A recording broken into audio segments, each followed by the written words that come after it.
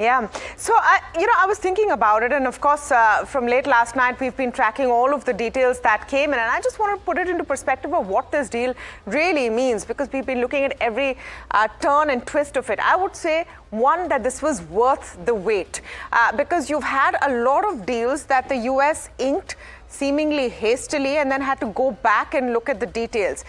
With the kind of timeline we've taken, it's pretty clear that every little detail has been hammered in. All of those rounds of talks has led to this deal. It's taken longer than expected, but on terms that are favorable, and I must say to both sides. Of course, we look at it from the Indian perspective. The drop in tariffs from 50% to 18% puts us at a better level of tariffs compared to key nations, exporting nations in the neighborhood, including Vietnam, Bangladesh, China. That is important because you become more competitive for an industry, for textiles, gems, jewelry, leather, etc., on a like-for-like basis. Now, back-to-back deals with the European Union and the United States proves slow and steady wins the race. Look at how we handle this. No commentary at all. When there were barbs, brickbats in the age of social media, people like to post.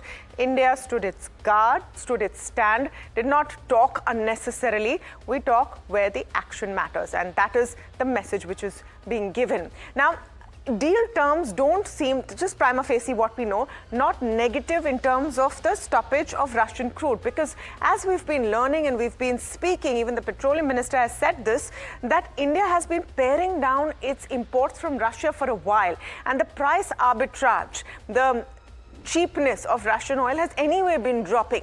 So even if we have to stop importing Russian oil, is not a big deal for India.